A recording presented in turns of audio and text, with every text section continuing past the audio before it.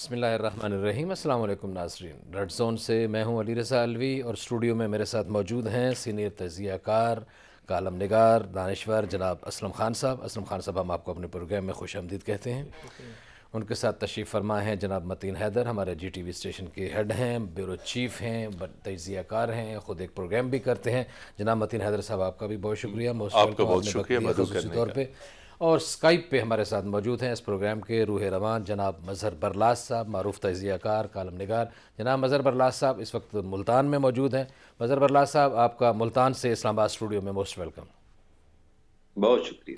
جن خبروں کا ہم احاطہ کریں گے آج، سب سے پہلے قائد اعظم محمد علی جناح بانی پاکستان، محسن پاکستان، بابا قوم کا یوم ولادت بہت عقیدت و احترام سے منایا گیا۔ قائد اعظم محمد علی جناح کیسا پاکستان چاہتے تھے؟ قائد اعظم محمد علی جناح جو ہیں، ان کی پاکستانیوں سے کیا توقعات تھی؟ وہ کیا چاہتے تھے کہ جب یہ پاکستان وارث وجود میں آنے کے بعد کس طرح کا پاکستان ہونا چاہیے، پاکستانی کس طرح کے ہونے چاہیے؟ کیا جو بانی پاکستان کی خواہش تھی ہم اس طرح کے پاکستانی بن سکے ہیں یا نہیں بن سکے؟ قائد اعظم محمد علی جناح کی جو خواہشات تھیں ان کا ہم نے کتنا احترام کیا ہے؟ قائد اعظم محمد علی جناح جس طرح کا پاکستان چاہتے تھے اس کو بنانے کے لیے حکمرانوں نے اور مقتدر طبقوں نے کیا کیا، کیا نہیں کیا، تمام تر صورتحال کا جائزہ لیں گے۔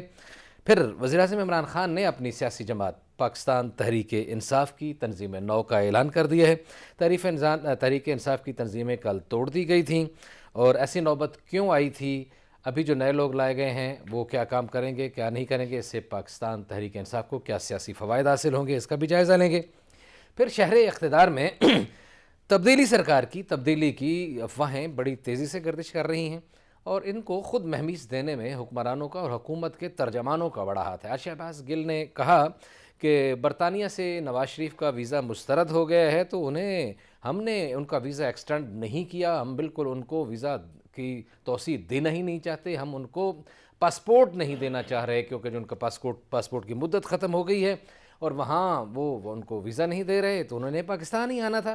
اس کے جواب میں حمزہ شہباز نے بھی کہا کہ یہاں حکمران جو ہیں، جو وزراء ہیں، وہ اناؤں کے پہاڑ پہ بیٹھے ہوئے ہیں، اور ذرا زمین پہ آئیں، آسمان سے نیچے اتریں، اور بھی انہوں نے بہت ساری باتیں کی۔ احسن اقبال نے بھی کچھ گفتگو کی۔ تمام تر صورتحال کا جائزہ لیں گے کہ کیا واقعی نواز شریف واپس آ رہے ہیں، نہیں آ رہے، صرف پاسپورٹ کی مدت ختم ہونے کی وجہ سے اور ویزا مسترد ہونے کی وجہ سے آ رہے ہیں، یا کچھ اور وجوہات ہیں؟ تمام تر صورتحال کا جائزہ لیا جائے گا۔ پھر سٹی میئر مردان دوسری دفعہ بھی جیت گئے، اے این پی کے جناب حمایت اللہ معیار دوبارہ جیت گئے ہیں۔ یہ کیا صورتحال ہو رہی ہے وہاں، جو کہ پی ٹی آئی کا گڑھ سمجھا جاتا ہے کے پی کے، وہاں کیا ہو رہا ہے، اس کا بھی جائزہ لیں گے۔ مظہر برلاس صاحب، میں آپ کی طرف سب سے پہلے آتا ہوں۔ آپ یہ بتائیے، بابا قوم، محسن پاکستان، ہماری عقیدتیں ہیں ان کے لیے، ہماری جانیں نچھاور ہیں ان کے لیے، یہ لیکن لفظی طور پر نہیں، عملی طور پر ہم نے کیا کیا ہے ان کے لیے دیے ہوئے پاکستان کے لیے؟ قائد اعظم محمد علی جناح کیسا پاکستان چاہتے تھے، اور ہم پاکستانیوں نے اس پاکستان کے ساتھ کیا کیا؟ شکریہ علی رضا الوی صاحب۔ ایک تو آپ کو بھی علم ہے اور ہمارے جو ناظرین ہیں ان کو بھی علم ہے کہ شاید یہ پاکستان کا واحد پروگرام ہے جس کے ابتدائیے میں پاکستان کے لیے دعا کی جاتی ہے کہ اللہ تعالی ہمارے اس ملک کو سلامت رکھے، اسے ترقی دے، خوشحالی دے، امن چین سکون دے۔ مگر ہم یہ دعا کرتے ہوئے ہمیں ایک بات کا احاطہ کرنا چاہیے، اور خاص طور پر آج کے دن، کہ کیا قائد اعظم ایسا پاکستان چاہتے تھے؟ تو میرے خیال میں جو پاکستان اس وقت ہے، قائد اعظم قطعاً ایسا پاکستان نہیں چاہتے تھے۔ صحیح۔ میں یہاں مولا علی علیہ السلام کا ایک قول بیان کروں گا۔ علم کے دروازے کا فرمان ہے کہ انسانیت جی اور خدمت اگر مذہب سے نکال دی جائے جی۔ تو عبادت رہ جاتی ہے، اور عبادت کے لیے اللہ کے پاس فرشتے بہت ہیں۔ صحیح۔ تو اس کا مطلب ہے کہ مذہب ہمیں بنیادی طور پر، یہ جو مذہب اسلام ہے، یہ سکھاتا ہے انسانیت اور خدمت۔ صحیح۔ اب ہمیں جائزہ لینا چاہیے کہ کیا پاکستانی معاشرہ، اس میں انسانیت زندہ ہے؟ میں تو سمجھتا ہوں نہیں ہے۔ صحیح ہے۔ اور کیا یہاں خدمت کا جذبہ آج بھی وہی ہے جو پہلے تھا؟ قطعاً نہیں ہے۔ صحیح۔ اس میں ہمارے جو سیاستدان ہیں انہوں نے خاص طور پر ایک تو خدمت کا جذبہ بھی چھوڑ دیا، جی اور پچھلے 40 سال میں اتنی کرپشن کی انہوں نے کہ آج پورا معاشرہ کرپٹ ہو چکا ہے. یہ میرے دونوں دوست محترم اسلم خان صاحب اور متین حیدر صاحب اتفاق کریں گے کہ ان کی آنکھوں کے سامنے ایسا ہوا کہ معاشرہ ایسا تھا کہ کوئی اگر رشوت لیتا تھا تو لوگ اس سے سلام نہیں لیتے تھے، لوگ اس سے رشتہ داری نہیں کرتے تھے، صحیح. لوگ سوشل بائیکاٹ کرتے تھے. مگر آج جو ہے معاشرے میں یہ دیکھا جاتا ہے کہ دولت کس کے پاس ہے، اور یہ نہیں سوچتے کہ یہ دولت کے ذرائع کیا ہیں، کہاں سے آئی. تو میں سمجھتا ہوں کہ آج ہم ان حیث القوم کرپٹ ہو چکے ہیں. ٹھیک ہے. بہت کم لوگ ہیں جو اس سے پاک ہوں. تو قائد اعظم ایک کرپٹ پاکستان نہیں چاہتے تھے. صحیح. پھر یہ جو گنڈا گردی اور ہنگامہ اور کبھی فرقہ واریت اور کبھی لسانیت اور مختلف تعصبات جو ہیں، قائد اعظم ان سے پاک ملک چاہتے تھے. صحیح. اور قائد اعظم کے نزدیک تمام فرقوں، تمام مذاہب کو اپنی اپنی عبادات کرنے کا حق تھا، صحیح. جو کہ شاید پاکستان میں ایسا نہیں. مجھے بتائیے، آپ تینوں مجھ سمیت، کیا ہم جس بھی کسی مسجد میں چاہے نماز پڑھ سکتے ہیں؟ بالکل نہیں پڑھ سکتے. بالکل. یہاں تو مساجد بھی بانٹی ہوئی ہیں. اور بالکل. بڑی تلخ حقیقت ہے علی رضا الوی صاحب جی. کہ مذہب جو ہے وہ شکم پرستی کا نام بن گیا ہے. صحیح. پھر آپ دیکھیے، جو ٹیچر تھے وہ ٹویٹر بن گئے. صحیح ہے. ٹویٹر کا ایک احترام تھا، صحیح. آج وہ ٹویٹر ہے صحیح اور ہے. ٹویٹر کا کوئی احترام نہیں ہے. ٹھیک ہے. ہمارے اساتذہ نے بھی ہماری قوم کو بگاڑا. ہمارے جو والدین ہیں یا جو مائیں ہیں وہ بھی بچوں کی اچھی تربیت نہیں کر سکی. ٹھیک ہو گیا مظہر اور بلّہ صاحب، میں ذرا تھوڑی ان سے رائے لے لوں اسٹوڈیو میں موجود اپنے معززین سے. جی اسلم خان صاحب، آپ کی طرف آتے ہیں. بڑا اشارہ کیا انہوں نے کہ انتہا پسندی آ گئی ہے. یہ جو پاکستان جس میں ہم جی رہے ہیں، جس میں ہم رہ رہے ہیں، قائد اعظم محمد علی جناح ایسا پاکستان بالکل نہیں چاہتے تھے. آپ کے خیال میں کیسا پاکستان چاہتے تھے؟ ہم نے بطور پاکستانی کتنی ذمہ داریاں ادا کی ہیں، اور پاکستانی حکمرانوں نے جو اب تک ہمارے اوپر آتے رہے ہیں یا مسلط ہوتے رہے ہیں، انہوں نے پاکستان کی جتنی خدمت کی ہے، کیا آپ اس سے مطمئن ہیں؟ شکریہ الوی صاحب. قائد اعظم تو ایک روشن خیال جمہوری پاکستان چاہتے تھے جہاں پہ قانون کی حکمرانی ہوگی، یہ ان کا تصور تھا. لیکن جو پاکستان اس وقت ہے اور جو پاکستان 14 اگست 1947 کو مارد وجود میں آیا، اس میں تو لوٹ مار کا ایک منظر تھا. آپ نے ضرور یہ سنا ہوگا اپنے بزرگوں سے کہ اسی وقت الاٹمنٹوں کے تنازعات کھڑے ہو گئے تھے. اسی وقت افراتفری جو دوسری طرف سے آئے تھے، جو ان میں چلاک لوگ تھے، انہوں نے اسی وقت کلیم جعلی وہ داخل کروانے شروع کر دیے. جو حقدار تھے وہ بیچارے پس گئے اور جو لٹیرے تھے وہ بن گئے. یہ تو اس وقت ہوا جب ہم نے خاک اور خون کی ندیاں عبور کر کے جو ہے وہ آپ کے تو آباء و اجداد ہجرت کر کے یہاں تشریف لائے، یہ جو یہاں آئے تھے، تو اس میں خود ہمارے اپنے خاندان کی بڑی وہ داستان ہے، کس طرح وہ سب کچھ چھوڑ چھاڑ کے جو ہے صدیوں سے جو ہے اپنے آباء و اجداد کی زمینیں، قبریں، وہ یہاں ہم پہنچے، اور یہاں پہ پھر کیا نفسا نفسی کا عالم ہوا وہ سب کے سامنے ہے. قائد اعظم تو کوئی ایسا پاکستان نہیں چاہتے تھے. لیکن افسوسناک بات یہ ہے کہ یہ پاکستان جو ہے یہ تو وہ ہے ہی نہیں جو قائد اعظم کا پاکستان تھا. قائد اعظم کا پاکستان تو کہ دو حصے تھے، ایک ایسٹ پاکستان تھا اور ایک ویسٹ پاکستان تھا. اور اس میں جو کچھ یہ بھی بڑا، یہ مہینہ دسمبر کا بڑا اس حوالے سے افسوسناک ہے کہ 16 دسمبر کو وہ سانحہ ہوا جس میں ہماری فوج کو جو ہے وہ وہاں پہ جو ہے وہ شکست تسلیم کرنا پڑی. اور اس میں بھی جو کچھ بھی محرکات تھے، اس میں سب سے بڑا محرک یہ تھا کہ بنگالی جمہوریت چاہتے تھے، اس پہ اصرار کر رہے تھے. اور یہاں پہ ماشاءاللہ ہم ایک ایسی واحد قوم ہے دنیا میں، ایک عجوبہ ہیں کہ ہم نے ایک پیرٹی کا فارمولہ ایجاد کیا کسی کلرک نے بیٹھ کے وہاں پہ، اور یہ کہا کہ جو سوا بنگالی ہے وہ ایک مغربی پاکستانی کے برابر ہوگا. اسی وقت ہم نے اس ملک کو توڑنے کی بنیاد اسلم خان صاحب سوری میں علی رضا علوی صاحب بات ان کی کاٹ رہا ہوں. جی جی اسلم خان صاحب بات پوری کر دیں کہ شیخ مجیب الرحمان نے 162 سیٹیں لی تھی اور بھٹو نے 81 سیٹیں لی تھی, تو پیپلز پارٹی کی جمہوریت اس وقت کہاں تھی؟ کیوں نہیں ماننا اکثریت کا فیصلہ؟ بڑا ویلڈ نقطہ ہے یہ بڑا ویلڈ نقطہ انہوں نے اٹھایا ہے کہ یہ اندھوں کو نظر آ رہا تھا کہ 160 اور 80 میں کتنا فرق ہوتا ہے, لیکن اس وقت کیا تھا؟ اس وقت یہ پاکستان کی ساری اشرافیہ, سول بیوروکریسی, فوجی بیوروکریسی اور یہ سب لوگ ملے ہوئے تھے, اور انہوں نے کہا کہ نہیں یہ برابری ہوتی ہیں. جی بالکل صحیح ہے. یہ موضوع سے میرا خیال ہم ہٹ رہے ہیں, اس پہ پورا موضوع پہ بات ہو سکتی ہے. ہم متین حیدر صاحب, قائد اعظم کیسا پاکستان چاہتے تھے یہ تو بات ہو گئی, یہ بھی ہو گیا کہ جیسا وہ دے کے گئے تھے ہم نے نالائق بچوں کی طرح اس کو سنبھال کے نہیں رکھا, اس کو توڑ دیا اور آدھا گنوا دیا. اب ہماری ذمہ داریاں کیا ہیں قائد اعظم کی روحانی شفقت حاصل کرنے کے لیے, یا ان کی جو خواب تھے, جو خواہش تھی, جو ان کی سٹرگل تھی, اس کو عملی تکمیل تک پہنچانے کے لیے ہمیں کیا کرنا چاہیے؟ جی بڑا ویلڈ سوال ہے آپ کا. ابتدائی گفتگو کے اوپر تو مظہر بلال صاحب اور اسلم خان صاحب تجزیہ کر چکے ہیں. میں دکھ اور افسوس کے ساتھ کہتا ہوں کہ قائد اعظم کے فرمودات گڈ گورننس کی طرف آتے ہیں. آج جتنی ڈیبیٹ, جتنی بحث گڈ گورننس کے اوپر ہو رہی ہے, اس کے اوپر قائد اعظم کے مکتوبات بھی ہیں, قائد اعظم کے خطبات بھی ہیں جو انہوں نے بیوروکریسی کو کیے.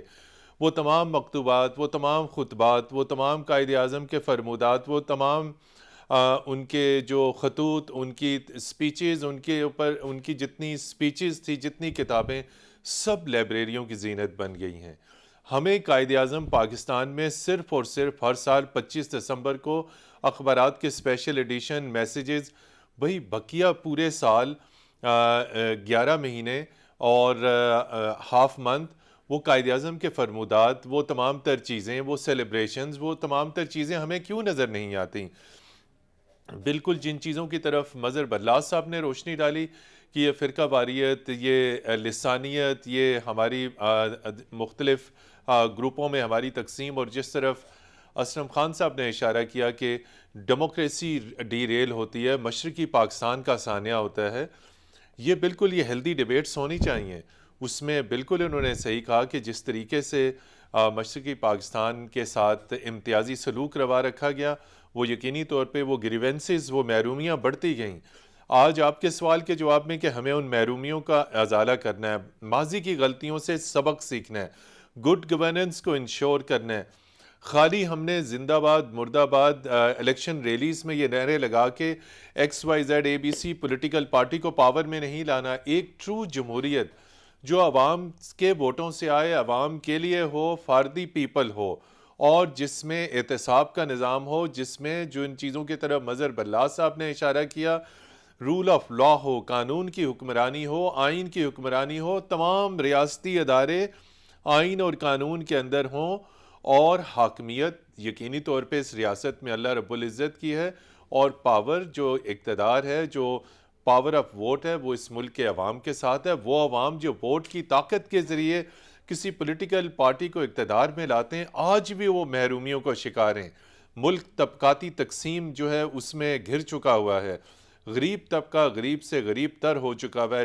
باوجود اس کے علی رضا علوی صاحب کہ اس پاکستان میں جسے ہم خربوں بھی کہیں کم, خربوں ڈالرز کے قدرتی وسائل یہاں پر موجود ہیں, پانی موجود ہے, ایگریکلچر موجود ہے, دنیا کی زرخیز ترین زمین موجود ہے, لیکن غربت کے اشاریے نظر آ رہے ہیں. یہ غربت کے اشاریے قائد اعظم کے ویژن کے نہیں تھے. صحیح. یہ ایک خاص قسم کی جو پاکستان میں رہائشی سکیمیں بن رہی ہیں, یہ جسے کہتے ہیں یہ مساویانہ لیونگ نہیں ہے. ایک طرف ایک طبقے کے لیے انتہائی پریولیج ہاؤسنگ, اور دوسری طرف ایک طبقہ آج بھی سلمز میں رہ رہا ہو.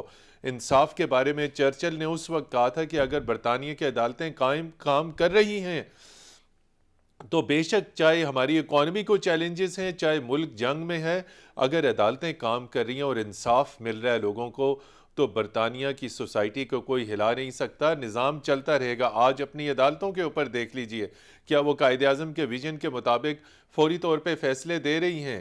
کیا صنفی امتیاز جو ہے وہ ختم ہو چکا ہے؟ کیا مائنارٹیز ہمارے ملک میں محفوظ ہیں؟ تو میں یہ سمجھتا ہوں آپ کا سوال بہت عمدہ، اس میں اس وقت ہمیں مذہبی رواداری کو فروغ دینے کی ضرورت ہے، قائد اعظم کے افکار کو عملی طور پہ، یہ نہیں کہ ہر سال 25 دسمبر کو، عملی طور پہ قائد اعظم کے افکار پروموٹ کیے جائیں، ان کو جو ہے میس میڈیا کے ذریعے، یہ نہیں کہ ہر سال صرف 25 دسمبر کو تھرو آؤٹ ایئر ایجوکیشن میں شامل کریں، ان کو ہر طریقے سے عوام کے اندر کیلکولیٹ کریں۔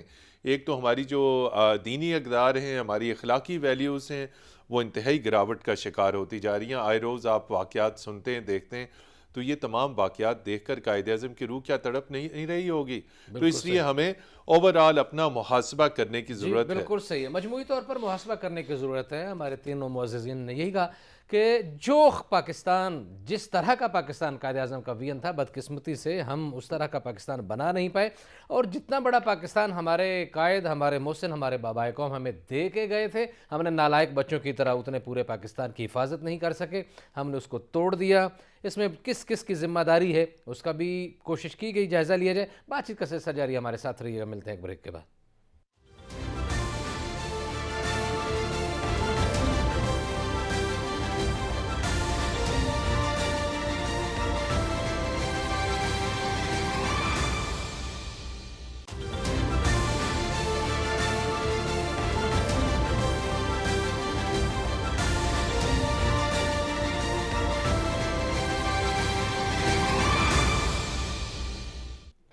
ویلکم بیک ناظرین، اگلی خبر کی طرف بڑھتے ہیں۔ شہباز گل کہتے ہیں کہ نواز شریف کو آنا ہی تھا، جب وہاں ویزا مسترد ہو گیا تو وہاں کیسے رہ سکتے ہیں، ہوا کیا ہے، کیسے رہتے، اور بھی انہوں نے بہت ساری باتیں کی۔ شہباز گل نے جو کہا انہی کی زبانی سناتے ہیں، پھر اس پہ تبصرہ کرتے ہیں۔ شہباز گل: ہمیں پتہ چل گیا کہ ان کا برطانیہ کا ویزا ریجیکٹ ہو رہا ہے، تو برطانیہ کے ویزے کو ریجیکٹ ہونے کے بعد تو پھر پاکستان ہی آنا پڑے گا نا۔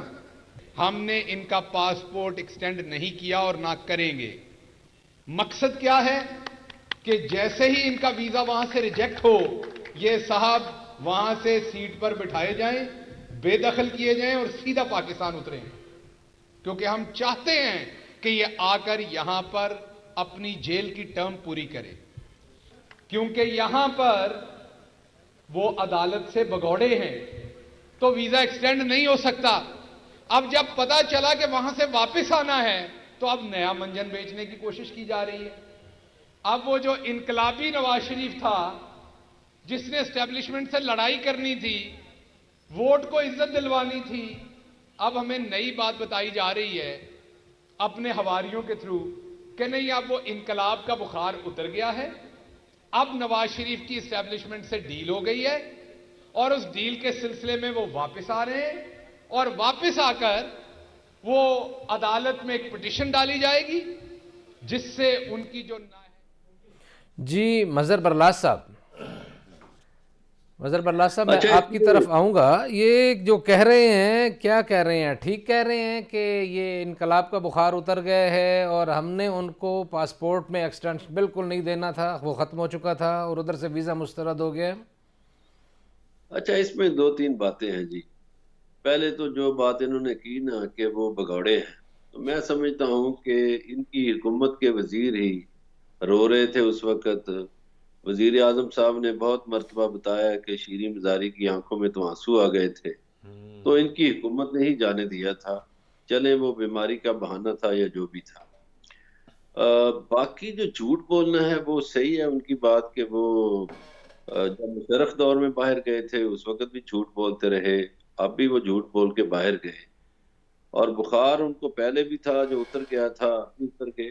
لیکن ایک مجھے جو اطلاع ملی ہے، میں ابھی اس کو کوئی مستند اطلاع تو نہیں کہتا، لیکن مبینہ طور پر کہہ سکتا ہوں کہ میاں نواز شریف صاحب کی طرف سے وہاں ایک درخواست سبمٹ کی گئی ہے جس میں انہوں نے لکھا ہے کہ میرا پیشہ جو ہے، میں فنکار ہوں، تو یہاں میرے فن کے لیے ضروری ہے کہ میں یہاں رہوں۔ اب مجھے نہیں پتا اس میں کتنا سچ ہے یا نہیں ہے، مجھے کسی نے یہ بات بتائی ہے۔ صحیح ہے، تو فنکارانہ صلاحیتیں تو ہیں نا، یہ ہمارے دوست بھی جانتے ہیں، وہ دلشاد بیگم کو سنایا کرتے تھے، اس کے علاوہ بھی کافی پرفارمنس ان کی ہیں۔ صحیح ہو گیا، چلیں بالکل ٹھیک ہے جی۔ یہ شہباز گل نے جو کہا وہ بھی آپ نے سنا، مظہر برلاس صاحب کا تبصرہ بھی آ گیا۔ حمزہ شہباز نے بھی کچھ گفتگو کی ہے. حمزہ شہباز کا لب و لہجہ آج وہ بڑا جارحانہ تھا اور وہ بڑے پر اعتماد تھے. جو ماضی میں ہم ان کی گفتگو سنتے رہے ہیں اس سے کافی مختلف تھا. لگتا ہے کہ کہیں نہ کہیں سے کوئی نہ کوئی تھپکی ملی ہے, اس وجہ سے لب و لہجہ ایسا ہے. حمزہ شہباز سنائیے کیا کہتے ہیں. آج قوم پوچھتی ہے کہاں ہے سستی روٹی, کہاں ہے سستی چینی, کہاں ہے ایک پاکستان. مجھے بتاؤ اپنے دل پہ ہاتھ رکھ کر کتنے لوگ آج اپنے بچوں کے پاس جب شام کو گھر لوٹتے ہیں تو بچے کہتے ہیں ابو کھانا کہاں ہے. جھوٹی تسلی دے کے بھی تھک گئے ہیں لوگ, اب آنسو ٹپ ٹپ گرتے ہیں اور بچیوں کو تسلی دیتے ہیں, بچوں کو تسلی دیتے کہ بچوں ابھی کھانا آ جائے گا. عمران نیازی جیلوں کا حساب نہیں مانگتی مسلم لیگ نون, لیکن آج تمہیں پاکستانی قوم کے جو خواب چکنا چور ہوئے ہیں, پاکستانی قوم کے بچے جو بھوک میں مبتلا ہیں, تمہیں ان کے دکھوں کا جواب ضرور دینا پڑے گا اور یہ قوم تم سے تمہارا حساب لے گی. جی جناب اسلم خان صاحب آپ کی طرف آتے ہیں کہ عمران نیازی تجھے خوابوں کے چکنا چور خوابوں کا حساب بھی دینا پڑے گا, قوم حساب ضرور مانگتی ہے, بچوں کی بھوک کا بھی حساب دینا پڑے گا, جھوٹے وعدوں کا بھی حساب دینا پڑے گا. کیا کہتے ہیں آپ؟ سچے وعدے کبھی کسی نے کیے ہیں اس ملک میں جو اس سے حساب یہ مانگ رہے ہیں؟ خود ان کے والد صاحب اور ان کے تایا جی جو ہیں وہ کون کون سے وعدے کر کے گئے تھے اور کیسے کیسے گئے تھے, کیسے کیسے آئے. سرور پیلس میں نے تو خیر دیکھا ہے, جا کے ملا تھا میں نے. یہ ساری ہمیں کسے کہانیاں, لیکن یہ ہے کہ اب یہ تقریر اچھی کر لیتا ہے اور اس میں جو ان کی چھوٹی امی ہیں تہمینہ درانی صاحبہ, ان کا بڑا عمل دخل ہے. انہوں نے شہباز شریف کو بھی تقریر کرنا سکھائی اور مینرزم سکھائے, اور اس کو بھی غالباً وہ ٹریننگ دے رہی ہیں. بڑا انکشاف کر گئے. لیکن مجھے ان کے لب و لہجے میں باپ اور چچا دونوں کا امتزاج لگتا ہے. نہیں, باپ اور چچا جو ہیں وہ اتنی اعلیٰ تقریر نہیں کر پائے جتنی یہ کر رہے ہیں. موصوف جو ہیں آنکھوں کا ٹپکنا, ٹپ ٹپ یہ گرنا وہ گرنا, الفاظ کا چناؤ جو ہے تعلیق اچھا ہے کوئی. وہ جو تہمینہ ہیں وہ شاید جو ان کی امی ہیں جو وہ اچھی تعلیق ہیں, وہ انگریزی میں بھی بیک وقت اچھی ہیں, اردو میں بھی بہت اچھی ہیں. ٹھیک ہو گیا جی. اسی حوالے سے جناب احسن اقبال نے بھی کچھ گفتگو کی. احسن اقبال کا کہنا یہ تھا کہ بھائی جب وہ گئے تھے تو آپ ہی نے شور مچا رکھا تھا کہ عمران نواز شریف چلے گئے, ان کو آنا چاہیے, اور اب جب ان کے آنے کی بات ہوئی ہے تو آپ لوگ پریشان کیوں ہو گئے ہیں. احسن اقبال نے کیا کہا وہ آپ کو سناتے ہیں, پھر متین حیدر صاحب سے ان کا جواب پوچھتے ہیں. اعظم تو خود بہت پریشان تھے کہ نواز شریف صاحب واپس کیوں نہیں آ رہے, تو اب اگر ان کے واپس آنے کی خبریں آ رہی ہیں تو حکومت کی نیند اڑ گئی ہے. جی نیندیں کیوں اڑ گئی ہیں؟ ابھی تو آپ کہہ رہے تھے آتے نہیں ہیں, اب آ رہے ہیں تو اب آپ کی نیندیں اڑ گئی ہیں. کیا وجہ ہے جی متین حیدر صاحب, نیندیں کیوں اڑ گئی ہیں؟ جی نیندیں علی رضا علوی صاحب اس لیے اڑ گئی ہیں کہ یہ بات صحیح ہے کہ کل کا جو طویل دورانیہ کا اجلاس تھا کور کمیٹی کا, پھر سیاسی کنسلٹیشن, اور میں آپ کو کل بھی بتا رہا تھا کہ کم و بیش 4-5 دن سے مسلسل اجلاس ہو رہے ہیں, اور یہ باقی میڈیا نے بھی رپورٹ کیا کہ وزیر اعظم مسلسل اپنے سینئر رہنماؤں سے سرگوشی کرتے رہے کہ وہ سننے میں آ رہا ہے کہ نواز شریف آ رہے ہیں. کیا حقیقت ہے؟ بہت سارے جو وزراء ہیں اور جو سٹالورٹس پارٹی کے ہوتے ہیں انہوں نے لا علمی کا اظہار کیا. جو بڑی قداور پی ٹی آئی کی شخصیات ہیں انہیں بھی اس چیز کا علم نہیں تھا کہ یہ کیا چیز ہے, معاملہ کہاں ہے, کہاں ڈیل ہوئی ہے. لیکن کچھ تو ہے جس کا شور ہے بالکل, اس لیے کہ وزیر اعظم بہت متفکر دکھائی دیے, بہت مضطرب دکھائی دیے, بہت پریشان دکھائی دیے, اور اسی لیے وہ بار بار استفسار کرتے رہے کہ یہ کیا ہو رہا ہے, آیا وہ آ رہے ہیں, کب آ رہے ہیں. چونکہ اطلاعات وزیر اعظم تک پہنچ چکی تھیں اور خود ان کا جو اندر انٹرنلی پولیٹیکل سیٹ اپ ہے وہ بہت اضطرابی کیفیت کا شکار ہے, بحرانی کیفیت کا شکار ہے. تو اس لیے لیکن ابھی تک حکومت میں کسی وزیر کو, کسی مشیر کو, کسی معاون خصوصی کو جو نواز شریف اور شہباز شریف کے خلاف بڑی بڑی لمبی چوڑی پریس کانفرنسیں کرتے تھے, ٹیٹیاں جاری کرتے تھے, انہیں اس چیز کا کوئی علم نہیں کہ نواز شریف کب آ رہے ہیں, کب جا رہے ہیں. لیکن جو آپ نے اس سے قبل جو اپنے نقطے اور سوالات اٹھائے اس کے مطابق former prime minister Nawaz Sharif جس کانفیڈنس کے ساتھ لندن میں رہ رہے ہیں، جس کانفیڈنس کے ساتھ وہ پیغامات جاری کر رہے ہیں، اور جس اعتماد کے ساتھ سیاسی صلاح مشورے اپنے لیڈروں کے ساتھ کر رہے ہیں، ہر آئے روز پاکستان سے کوئی نہ کوئی مسلم لیگ نون کا لیڈر جو ہے وہ لندن میں ان سے مشاورت کر رہا ہوتا ہے. تو آپ جس طرح وہ لفظ یوز کرتے ہیں کہ تھپکی کسی نے تو دی ہے، اگر کسی نے تھپکی دی ہے تو اس کا مطلب ہے تھپکی اور سرپرستی اور کوئی نہ کوئی کانفیڈنس والا میسج یقینی طور پہ پاکستان کے مقتدر حلقوں کی جانب سے گیا ہوگا. وہ اس لیے لاسٹ جملہ یہ ہے کہ جو اس وقت تک کی 3.5 برس کی پرفارمنس ہے پی ٹی آئی کی، وہ انتہائی مایوس کن ہے. اس کا نتیجہ آپ کے پی کے میں دیکھ چکے ہیں. جی متین حیدر صاحب کہتے ہیں جی کہ کوئی ایسی تسلی بخش کارکردگی نہیں ہے، مایوس کن کارکردگی رہی ہے. اور یہ تو گھر گھر کی کہانی ہے کہ آٹا، چینی، دال، ٹماٹر اور مہنگائی، روزانہ پیٹرول، لوگ جو زندہ ہیں، جس طرح جیتے ہیں، جس طرح چلتے ہیں، گھر سے نکلتے ہیں، صبح گیس نہیں ہوتی، بجلی نہیں ہوتی اور بل بھی آتے ہیں، اور جو جس طرح معاملہ چل رہا ہے تو خیر ہے صرف سوشل میڈیا کے بہانے یا سوشل میڈیا کے سہارے یا صرف ترجمانوں کی لغو گفتگو کے ذریعے تو لوگوں کو مطمئن نہیں کیا جا سکتا. عملی طور پر بھی کچھ کرنے کی ضرورت ہے. بات چیت کا سلسلہ جاری ہے، ہمارے ساتھ رہیے گا. ملتے ہیں ایک بریک کے بعد.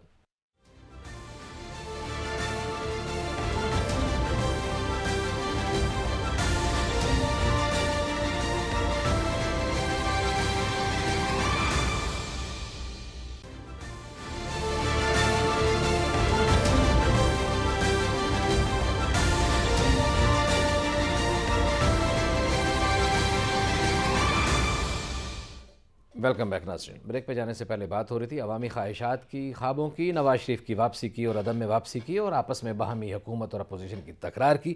اگلی خبر کی طرف بڑھنا ہے. وزیر اعظم عمران خان نے، آپ کو پتہ ہے کہ کل پرسوں تنظیمیں توڑ دی تھیں، پھر تنظیمیں بنا دی ہیں، کچھ لوگوں کو عہدے دیے ہیں. پاکستان تحریک انصاف کے مین عہدوں پہ کچھ لوگ آ رہے ہیں. اسد عمر کو تحریک انصاف کا سیکرٹری جنرل بنا دیا گیا ہے. عامر کیانی ایڈیشنل سیکرٹری جنرل بنے ہیں. پرویز خٹک کو کے پی کے، علی زیدی کو سندھ، قاسم سوری کو بلوچستان، شفقت محمود کو پنجاب اور خسرو بختیار کو جنوبی پنجاب دے دیا گیا ہے. مظہر برلاس صاحب آپ بتائیں، آپ کو کیا لگتا ہے یہ تبدیلی جو آئی ہے نئی، یہ کیا رنگ لائے گی؟ اس سے کیا فائدہ ہوگا؟ پاکستان تحریک انصاف کتنی مستحکم ہوگی؟ علی رضا الوی صاحب، میں سمجھتا ہوں کہ یہ ایک ٹیکنوکریٹ جو ہیں ان کو سیاسی عہدوں پر مسلط کر دیا گیا ہے. یہ ہومیوپیتھک قسم کے لوگ ہیں. صحیح. ایسے پنجاب کے صدر جو ہیں وہ کبھی بھی عوامی رابطوں میں یا عوامی جلسوں میں متحرک نہیں رہے. ٹھیک ہے. اسی طرح جو سیکرٹری جنرل ہیں اسد عمر وہ بھی نہیں رہے. جی جی. پھر ایک اور اہم بات ہے کہ انہوں نے وزراء کو بنا دیا ہے عہدیدار. صحیح. کیا وہ وزراء اپنی وزارتیں چلائیں گے یا تنظیمی کام کریں گے؟ پھر ایک بات میری سمجھ سے بالاتر ہے کہ جب قاسم سوری صاحب کو بلوچستان کا صدر بنایا گیا ہے اور دوسری طرف وہ ڈپٹی سپیکر ہیں، جی، تو وہ کس طرح غیر جانبداری جو ہے وہ برقرار رکھ پائے؟ کانفلکٹ آف تو انٹرسٹ ہے. میں تو سمجھتا ہوں کہ یہ بڑی عجیب و غریب صورتحال ہوگی کہ اس ایک ڈپٹی سپیکر جو ہے صدارت کر رہا ہوگا اور وہ ایک پارٹی کا صوبائی صدر بھی ہوگا. تو یہ عجیب و غریب تنظیم ہے. مجھے تو میں اس سے بالکل کوئی یہ نہیں سمجھتا کہ مطمئن ہوں جی یا یہ پارٹی کو آگے چلا سکے. جی ٹھیک ہو گیا. جی میں آپ کی طرف آؤں گا. اسلم خان صاحب، یہ بھی ایک بات ہے کہ واقعی وہ کس طرح اس میں آگے چلیں گے. وہ بطور اسپیکر، ڈپٹی اسپیکر تو ان کو بالکل ہی کسی پارٹی کا نہیں ہونا چاہیے، وہ دے ہوں گے. ادھر پنجاب میں بھی ایک ہوا، ہم نے دیکھا ہے اعجاز چودھری صاحب کے پاس بڑا منصب تھا، بڑا عہدہ تھا، ابھی ان کا نام ہم نے کہیں نہیں دیکھا. آپ کو کیا لگتا ہے کیا وجہ ہے؟ ان کو آگے کوئی نیکسٹ عہدہ ملنے کا امکان ہے یا بالکل ان کو ہٹا دیا گیا ہے؟ کیا مسائل ہیں؟ وہ بڑے متحرک تھے اور بڑا کام کر رہے تھے پنجاب میں. الوی صاحب، ایشو پتہ ہے کیا ہے؟ ہم نا جو نیگیٹو چیزیں ہیں ان کو دیکھنے اور ان کو ہائی لائٹ کرنے کے عادی ہو گئے ہیں. جی، یہ ایک بہت بڑی تبدیلی اور آئی ہے. یہ جو شکست ہوئی ہے کے پی کے میں پی ٹی آئی کو، جی، کہ حکمران جماعت ہار گئی ہے اور انہوں نے شکست تسلیم کر لی ہے. صحیح. کبھی یہ نہیں ہوا. ہمیشہ دھاندلی کا شور مچتا تھا. مولوی صاحب آ چکے ہیں اور وہ قبول کر چکے ہیں, یہ ایک بات ہے. صحیح ہے. اس سے پہلے آپ دیکھیں الیکشن ہوا خانے وال میں, حکمران پارٹی ہار گئی, انہوں نے تسلیم کر لی کہ ہاں جی ہم ہار گئے ہیں. صحیح.